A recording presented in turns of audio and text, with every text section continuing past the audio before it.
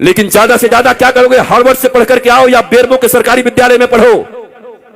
विद्या का, मैं इधर बैठे हुए जितने भी विद्वान लोग बैठे हुए हैं, एजुकेटेड लोग बैठे हुए हैं, लिटरेट बैठे हैं, उनसे पूछता हूं, विद्या का उद्देश्य क्या है? एजुकेशन का उद्देश्य क्या है? किसके लिए अपने बच्चों को पढ़ाते हो? तुम खुद किस लिए पढ़े थे?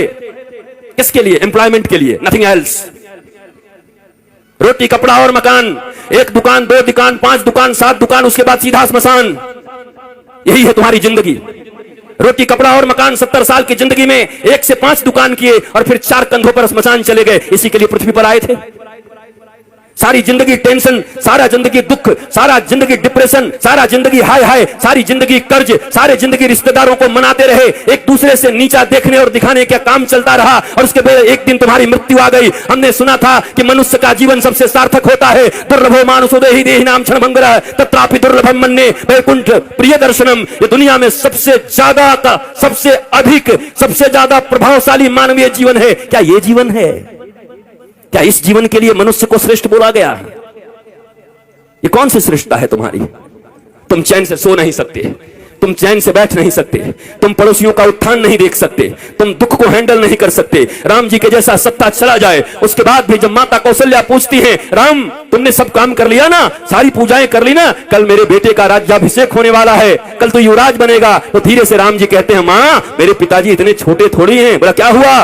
मेरे पिताजी ने निर्णय किया है कि छोटे से राज्य अयोध्या का मुझे युवराज नहीं बनाएंगे। पिता दीन मोहि कानन राजू, उन्होंने मुझे बन का राजा बना दिया है, मुझे बन का विराट राजा बना दिया है। ये राम है।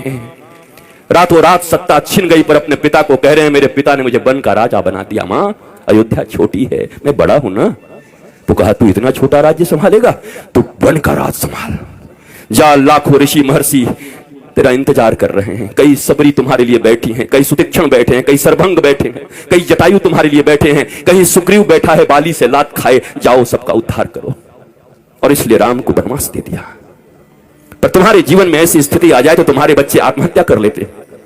नंबर कम आ जाए, अगर पिताजी ने कह दिया, माताजी ने, अगर तेरा 80% से कम आया, शर्मा जी के बेटा से अगर तेरा नंबर कम आया तो मैं जहर खा लूंगी। बच्चा देखता है नंबर तो आया 60%, घर आते आते सोचता है आखिर माता पिता ने कहा है हम जहर खा जाएंगे, वो क्यों मरेंगे, हम ही खा जाते हैं। इतना प्रेशर क्यों पढ़ने का? क्या पढ़ा रहे हो? मशीन बना रहे हो बच्चों को? गधों की तरह बोझ टांग दिया है यहां पर। क्या करोगे? 2 रोटियां ही तो कमाओगे ना, 2 कपड़े ही तो पहनोगे ना, इतने ही ना, किससे कुछ ज्यादा? रावण और राम की वृत्ति में क्या अंतर है? इतना ही तो है। रावण कहता है कि दुनिया में जितना भी सुंदर है वो सब मेरा होना चाहिए, सब मेरा है।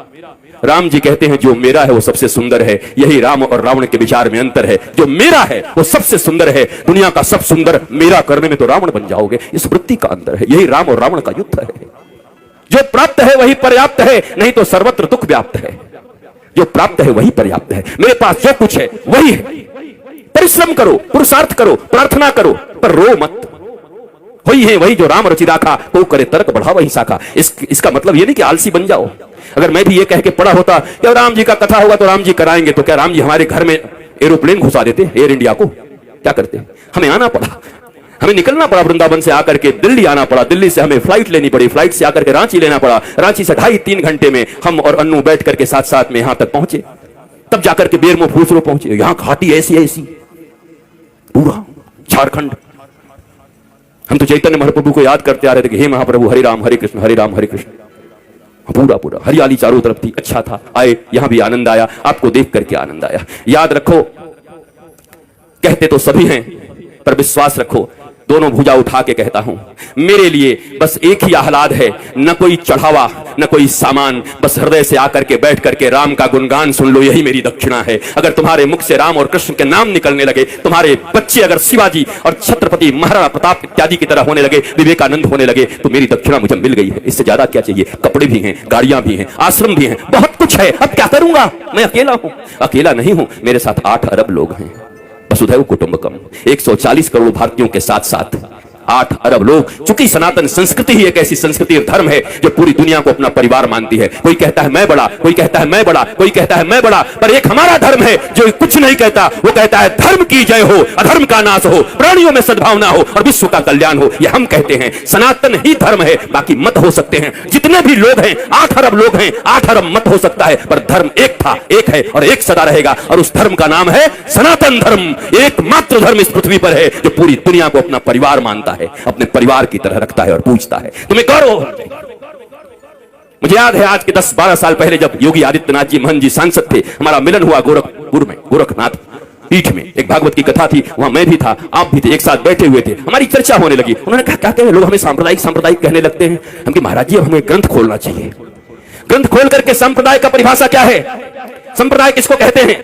सम्यक प्रकार से हमारे पूर्वजों ने जो हमको प्रदान किया है, जो विचारधारा, जो अपनी विचारधारा, पवित्र विचारधारा हमारे पूर्वजों ने हमें प्रदान किया है, उसको कहते हैं सम्यक प्रकार से विचारों को प्रदान करने की प्रक्रिया को संप्रदाय कहते हैं। और अगर इसे संप्रदाय कहते हैं तो महाराज आज के बाद आप कह दीजिएगा टीवी चैनलों पर कि गर्व से कहो हम सांप्रदायिक हैं, हमारे पूर्वजों ने हमको जो विचार दिया है उसको लेकर के हम इस दुनिया में चल रहे हैं। लज्जा क्यों करते हो, शर्म क्यों करते हो। ये अनपढ़ लोग, ये गंवार लोग जिन्होंने मैकोले की शिक्षा विद्या पढ़ा करके तुम्हें पीछे की ओर ढकेल दिया, तुम सच्ची बात भी कहते हो तो कहने के लायक नहीं रह जाते हो। सांप्रदायिक कोई खराब शब्द नहीं है। संप्रदाय शब्द भारत का सबसे प्यारा शब्द है, सनातन संस्कृति का सबसे प्यारा शब्द है। पर तुमको संप्रदाय के लिए क्या पढ़ा दिया गया, तुष्टीकरण और संप्रदाय पढ़ा दिया गया तुमको।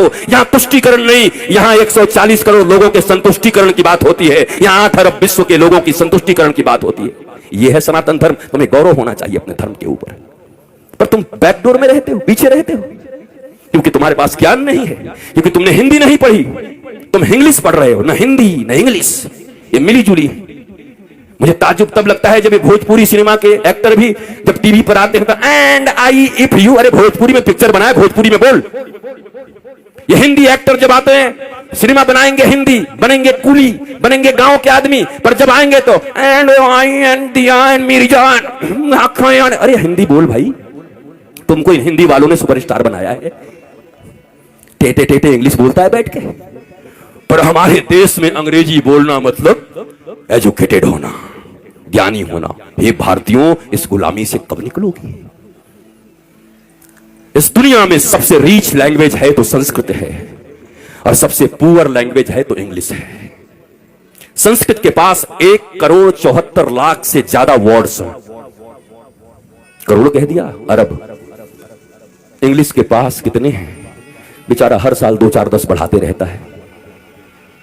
हमारी कितनी बढ़िया संस्कृति है, मौसी, चाची, मामी, वहां सब आंटी, पता ही नहीं कौन क्या।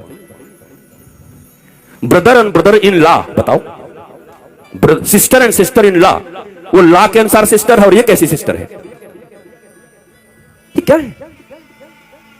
This is language. बोलने दो जो बोलते हैं, तुम भी सीख के रखो, पर गौरव तो अपनी संस्कृत पर करो। संस्कृत में गाली भी दोगे ना तो बड़ा आनंद आएगा। किसी को कह दो ना, आप तो ग्राम सिंह हैं, खुश हो। ग्राम सिंह, ग्राम सिंह का अर्थ कुत्ता होता है, कुकुर। किसी को कह दो आई आई आप तो ग्राम सिंह है, वो भी कहेगा। बाद में कोई कहे हमको ग्राम सिंह कहा, मतलब महाराज संस्कृत में कुकुर होता है। आए कुकुर बोल गया। हमारी गाली भी इतनी प्यारी है हमारी भाषा में, पर हमें मालूम ही नहीं, हम जानते हैं। बदलो अपने संस्कारों को, नहीं तो ये कथाएं तुम्हें और बेहोश कर देंगी कुछ दिन के बाद। और इस बेहोशी में सोमनाथ के मंदिर इतनी बार टूटे। तुम्हें याद है सोमनाथ का मंदिर जब टूट रहा था तो हजारों हजार लोग मारे गए थे। सब विद्वान थे, वेदज्ञ थे, श्रुतज्ञ थे, बड़े बड़े विप्र थे, बहुत मंत्र पढ़ते थे। मंदिर भी टूट गई, वो भी मार दिए गए। कैसे हो गया ये। शास्त्र पढ़ना अलग है और शास्त्र समझना अलग है। रटना अलग है, ये रट्टू तोता बनकर के कथा कहना अलग है, और उपनिषद और अपने गुरु के प्रतिबोध से बैठ करके सिंह की तरह गरजते हुए भारतवासियों और विश्व को समृद्ध और संस्कारवान बनाना भारतीय धर्म गुरुओं का परम लक्ष्य होना चाहिए। भारतीय धर्म गुरु ऐसे होते हैं, हम रट्टू तोता लोग नहीं हैं। हमें कोई सिखा दिया और तोते की तरह हम आकर प्रवचन करने लगे और भाषण करने लगे। वैसे ऐसे लोग हैं। 7 दिनों में लोग कहते हैं क्या कहूं, इस श्लोक का वर्णन तो अगर मैं करने लगूं तो 7 दिन तक करना पड़ेगा। हमने एक जगह पंडाल में कह दिया पंडाल का खर्चा हम देंगे, तू करके दिखा, भाग गया। क्योंकि कर ही नहीं सकते 7 दिन तक, पर ये रट लिया है, सिखाया जाता है कैसे बोलिएगा कि अभी समयाभाव के कारण इस श्लोक की चर्चा तो मैं 15 दिन तक कर सकता हूं, लेकिन आइए समयाभाव के कारण आगे बढ़ते हैं। मैंने कहा पांडाल का खर्चा, माइक का खर्चा और आपका भी खर्चा मैं दे रहा हूं, आपको इसी श्लोक पर बोलना है। मैंने सुना, दूसरे दिन सुबह निकल गए कि कहां से इसका विवेचना करूं, कैसे करूं। ये कोई व्यवसाय नहीं है, कोई व्यापार नहीं है।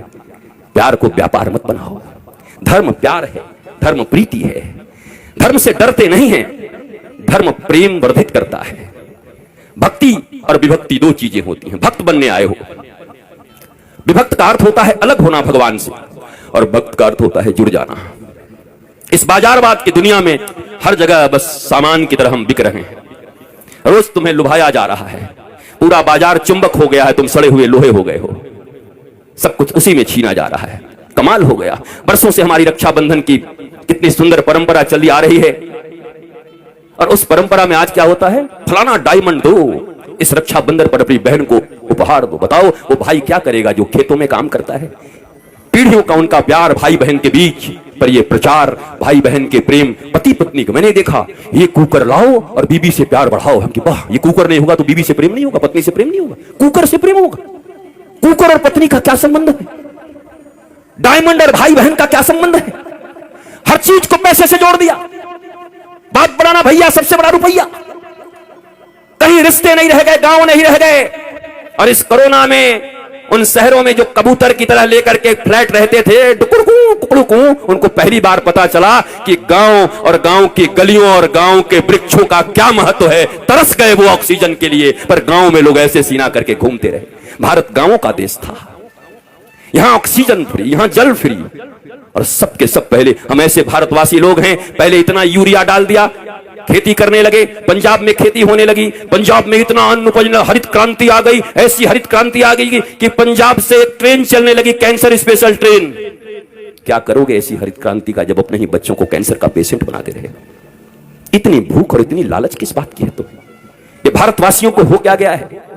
जो भारत विश्व गुरु था, जिस भारत की माताएं प्रहलाद अलर्क जैसे पुत्रों को जन्म देती थी, ये हो क्या गया है?